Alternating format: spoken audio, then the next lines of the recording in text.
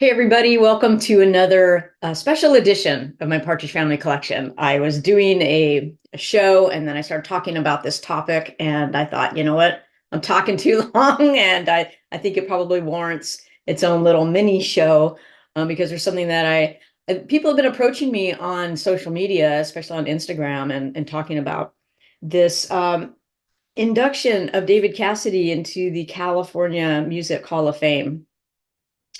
Didn't really want to talk about it because it didn't turn out the way that I thought, and a lot of fans out there who went to the went to the ceremony and witnessed it didn't meet our expectations. Let's put it that way. In fact, I would have to say it was downright unbelievable, disgusting, unfortunate, I guess would be probably the more polite thing to say. But I just want to talk a little bit about it because, like I said, people have been coming up to me on social and saying, "Gosh, we've heard so much about this induction." And in David Cassidy being inducted in California Music Hall of Fame. And for those of you who don't know, it's an entity, I guess, in California. A lot of states have these, and it's not like the Rock and Roll Hall of Fame in Cleveland, Ohio, where they have a museum and they have memorabilia and stuff like that. There's nothing like that here. It's just kind of an honor. It's an organization, I guess, and they've been handing out these awards, for a few years. And when it was announced last year that they were going to be inducting David Cassidy into the Music Hall of Fame, and not only that, but dedicating the ceremony to him, I was like over the moon. I couldn't believe it. And it's like right in my backyard. It was like an hour and a half drive for me. And I was like, dang, that's so great. And I talked to other fans who were making the flight out, and from all over the country to see this. And and also it kind of warmed my heart too at the time, because I was like, wow, it's so great that California is honoring him, because as we know, he was born in New Jersey. He passed away in Florida, but he lived a majority of his life in California and Southern California and Central California. And so he was a big part of the culture, and also the culture of the California sound, right? California sound in the early 70s. And so influential, right? I mean, we all know, right? We're all David Cassidy fans who watch this YouTube show that I have, and so it was a big deal, right? So we were like, wow, this is a great honor for him, and what a great thing to happen for David. And so the night came, I got all dressed up. I've actually put a little video on my Instagram of me like getting to the ceremony, and then I recorded a few little snippets. But then after, I took it down because just in the aftermath, I guess it didn't feel right. It didn't feel right at the time. So I took it down. And then some people have been saying, boy, we really heard about the hype of this ceremony. And then after it happened, we didn't hear anything about it. If you go on YouTube, you can find some snippets of what happened. And I want to talk about that a little bit. So went to the induction ceremony and sat in my seat. And I'll tell you what, there were some highlights to this. It doesn't, I guess it doesn't overshadow what happened in the so-called honoring of David Cassidy. But there were some highlights, and a couple of them were, number one, just meeting so many David Cassidy and Partridge Family fans, and some people who actually watched the show like came up to me and like, that was amazing. I thought that was the greatest thing. Sometimes I forget that there's like this audience out there, but yeah, that was so great. And shout out to my new friends Fran and Ethan, and so many others that I met that I can't remember their names because I'm old, right? But yeah, that was just amazing. And sometimes, you feel like, gosh, am I the only Partridge Family fan out there? Am I the only David Cassidy fan still around? You're not. This place was packed with people that just loved David Cassidy, who came from, back east, from UK. I mean, they just packed this auditorium, and that was a highlight for me. The other highlight was seeing the Cowsills perform. There was a lot of other inductees into the ceremony, not just David. It was, I mean, the Cowsills. They had Bob Eubanks. They had some DJs. I think whatever. I was there for David Cassidy, but see the Cowsills was great. I'd never seen them before, and now I'm actually going to go see them in that Happy Together tour when they kick that off in the summer. A bunch of fairs they play at, county fairs and stuff. So I try to see them. I mean, the surviving members that that are still around. So they were really great. Um, but then let's see where to start. First of all, it was a huge auditorium. It was like a high school auditorium, but it was very impressive. I was impressed. I've never been into a auditorium like that. You could tell they do a lot of stage shows, a lot of music. They actually had a youth uh, troupe of, I guess, singers and musicians play. They're part of an after-school program in San Bernardino County, and they did a great job. And they came out and they sang, "Come on, get happy," which is great. And then uh, the singer for the Buckinghams, I think it was the Buckinghams. I got to check my program here. It was just I'm just like so over them. It was just so, I mean, when I get to the story, I'll tell you why I'm feeling this way.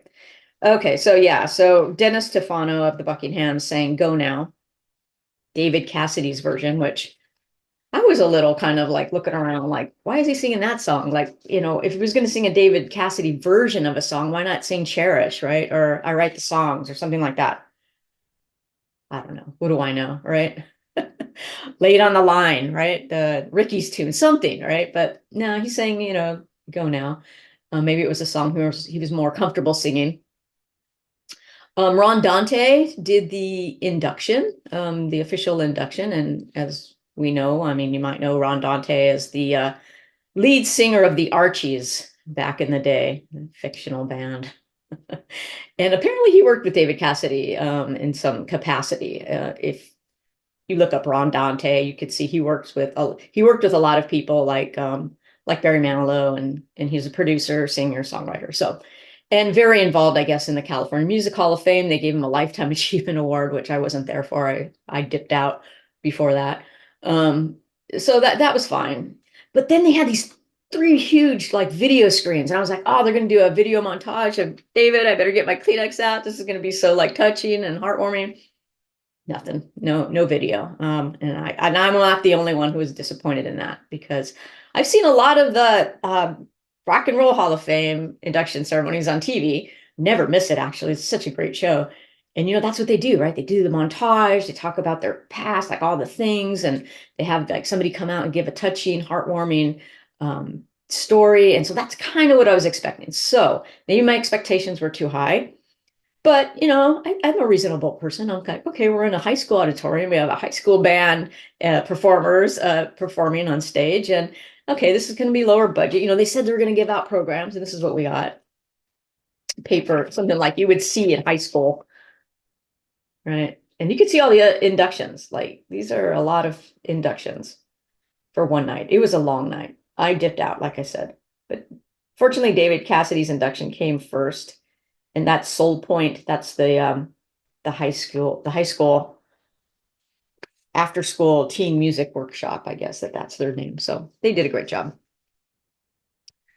Then after that, they had a woman come on stage who, I guess she was a DJ on KLOS back in the 70s, which I grew up in Southern California. I grew up listening to KLOS.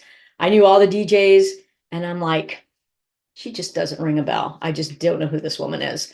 Maybe she was on the overnight show, or, maybe she was on during, the afternoon when I was at school. But then, I listened to KLOS during the summer, like, almost 24/7. So anyway, I don't know who she is. I don't know where they got her. She got up on there. She basically opened up Wikipedia and scrolled and just started reading off of Wikipedia. And I have never been so beside myself at anything, in any type of speech or show or anything like this. And I was just kind of looking around like, is everybody like hearing what she's saying? Like, she's basically like just dogging David Cassidy, not saying anything positive, right? Just reading this Wikipedia. And we all know, like, come on, it's rock and roll, right? I mean, if you watch the Rock and Roll Music Hall of Fame, and in fact, they're honoring Ozzy Osbourne, which, like, I love Ozzy, and but I don't expect somebody to go up there and say, oh yeah, he's an alcoholic, he's a drug addict, he had this, he cheated on his wife, he snorted. I'm sure they'll talk about the snorting of the ants, because that was kind of legendary. But I mean, just like, they're not going to like focus on that stuff, because if you focus on that stuff, especially when it comes to music and rock and pop, and it's like sex, drugs, and rock and roll, right? They all go to, we all know about that. You can talk about like the influence and the impact that they created in music history, where their legacy lies in music history. And that's kind of what I was expecting. And I'm getting like riled up right now because she did none of that. You know, she didn't, she talked about all the things I'm not even going to repeat it, all the things that about David Cassidy, right? But she didn't mention the venues, the hundreds of thousands of fans that he had all over the world, the sold out rock concerts that he did, the fact that he recorded the Partridge Family during the week and then went off and flew to places like Australia and South America to do these sold out concerts in huge football stadiums. None of that. Oh yeah, all the gold records, all knocking the Beatles off the #1 spot on the Billboard chart with "I Think I Love You," bypassing the Beatles and Elvis in the fan club membership. None of that. And I could, you all know why David Cassidy is so great and why he should be celebrated. So imagine just focusing on the other stuff, that all, I think every single person in rock and roll has probably done, or even worse, so I don't know. I looked around, I was disgusted. I almost kind of heard people hissing, you know, and somebody's calling me. I'm like, don't bug me. I'm on fire. Yeah, it was horrible. I have to say, California Music Hall of Fame, you are responsible for this, and you should make it right. Go on YouTube. They're showing that speech if you want to watch it, if you want to be thoroughly disgusted and upset and mad. But you'll know why no one who was there, was a David Cassidy fan or Partridge Family fan, they're not posting anything on this on social media. That's why. So they got to make it right somehow. I don't know how, but I think at some point they have to do that because it was just a disgrace. I don't know who this woman was. I hope that she never gets to stage again, really. Um, so and the bad part too is, after she left the stage, I didn't clap. I saw people get up and leave. Half of the auditorium didn't clap. I guess the people who didn't really know David Cassidy or his story, they clapped. There was some clapping, but if you look at the video, it's very quiet. I just wish we could have got up and booed her, but I was so shocked, right? You ever have that where you're like, what? Am I listening to something like, am I in another, universe? No, I don't know. But here's the thing that really, really got to me. You had these high school kids, and there were a lot of them, and they were all musicians, and they were, you could tell they were passionate about performing and singing. And I thought I was watching American Idol. Some of these kids were so good, and the hard work that they put into learning all these songs. So they were playing songs from the 70s, like they probably never heard these songs before. And then and then after they would perform, they'd go up and they were like in the stands and like in the auditorium seating. And so then I'm thinking, these kids who are like probably music buffs, music history buffs, at least, this is the impression they're going to get of David Cassidy. A lot of them probably didn't know David Cassidy, unless their parents are fans or something. That's what they're going to go away with. And I thought that was a shame. That was a disservice. California Music Hall of Fame and this DJ. A disservice to them because they didn't mention all the great things that David did, and why maybe some of the things they do is because of David's influence. It was just a shame. So that I came out with that feeling of like, this was a missed opportunity to really educate people on David Cassidy and get a positive light around him, because he deserves it, and we deserve it as fans. It's just, I don't know. It was disgraceful. I hated it. Like I said, it was great meeting the fans, other David Cassidy fans, and also people who watch this show. And it was great to see the Cowsills, but I'm going to go see them anyway. So, I couldn't even take that off the list of a highlight. So yeah, so that's I just wanted to get on here and just explain that. And I was actually ready to record another episode because I have it's a cool item to show you that I have in my collection, and I'm gonna record right after this and then have that show out to you shortly. But I just wanted to come on real quick and tell you, give you an update on that and what happened and why you're probably not seeing more about it in the aftermath. And then it was disappointing, that, to say the least. But I'm gonna try to, get myself together because I got my blood pressure is going up again. Just talking about it. I've been trying to kind of forget about it actually, but then, we need to say something. I have this forum. We have to say it. And maybe we can write to California Music Hall of Fame at some point. And I have something out there already to them in an email. So I'm just hoping maybe we can write to them and tell them, hey, you guys need to make this right. You made a mistake. This DJ, maybe didn't vet her speech, maybe didn't look at it. I don't think she had a speech. She just was reading it off of her phone. Probably, like I said, on Wikipedia. Read Wikipedia, and then you'd get the gist of it. So anyway, thanks for listening. Sorry about the rant, but I feel like I owe it to a lot of Partridge Family fans out there to tell you what happened. And stay tuned for the next episode because it's going to be more uplifting. I just got to contain myself, right? I got to go out and decompress. We'll be back soon. Thanks, guys.